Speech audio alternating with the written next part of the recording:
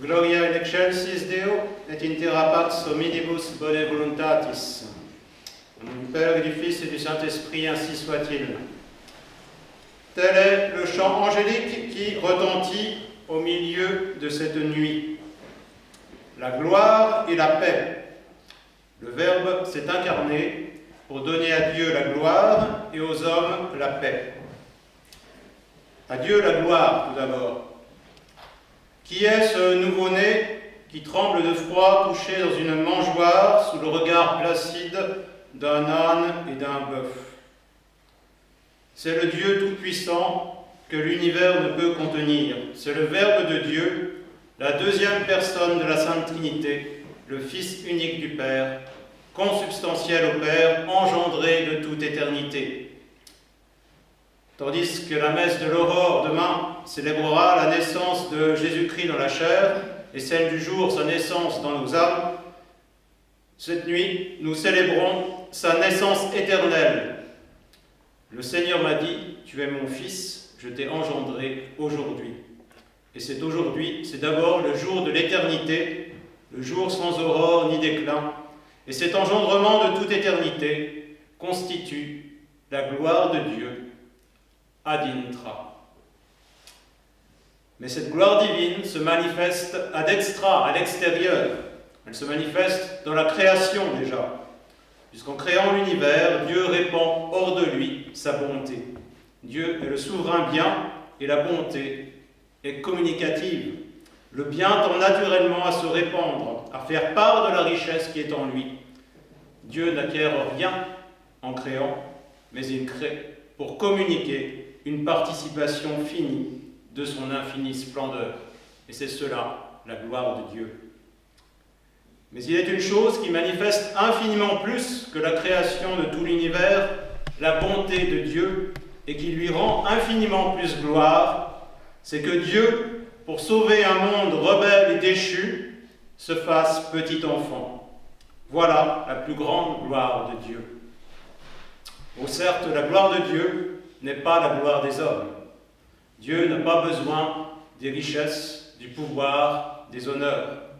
Il ne se manifeste pas dans l'éclat éblouissant de sa toute-puissance, mais sous le voile d'une humanité pauvre, humble et faible, sous les traits d'un petit enfant. Dieu agit ainsi, dans l'obscurité, dans le silence. Il porte à son achèvement son œuvre la plus grande, destinée à illuminer et sauver le monde, l'incarnation du Verbe. Dieu s'est dépouillé de sa majesté et de sa grandeur. Il a voilé la splendeur de sa divinité pour se faire petit enfant, faible et impuissant.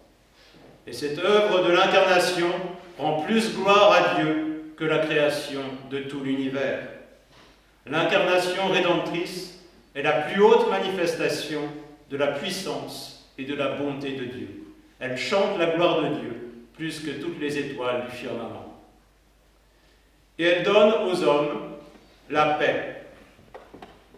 Hodie nobis de cielo pax vera descendit.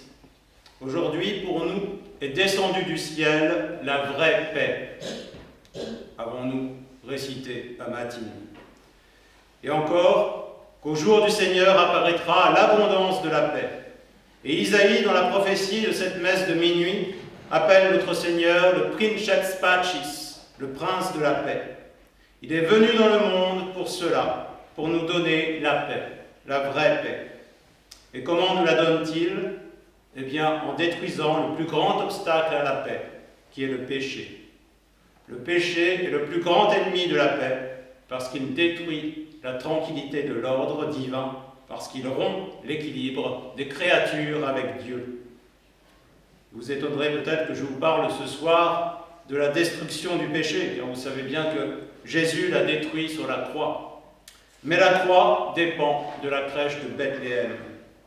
En s'offrant au Père dès son entrée dans ce monde, en assumant notre nature humaine, le Fils de Dieu commence déjà cette nuit son sacrifice qui sera consumé au calvaire. Jésus, dans la crèche, est déjà prêtre et victime.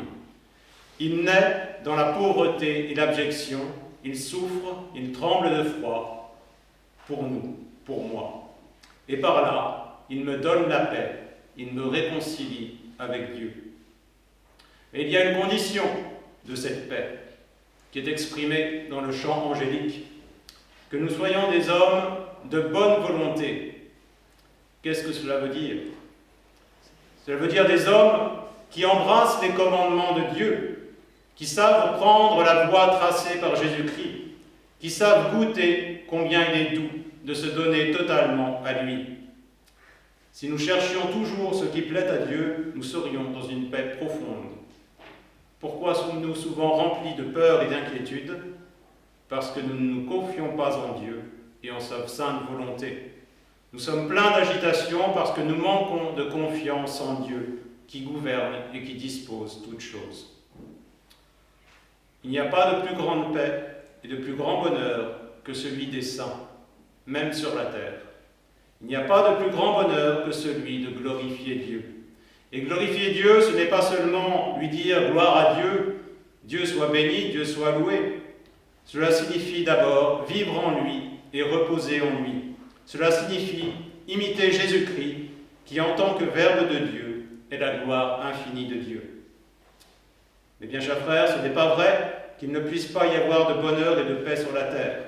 Mais le bonheur est comme un champ fleuri auquel on accède par un long tunnel obscur.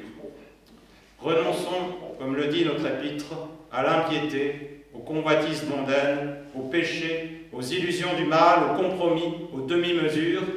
Marchons courageusement sur la voie étroite et nous finirons par trouver ce champ de la paix. Au nom du Père et du Fils et du Saint-Esprit, ainsi soit-il.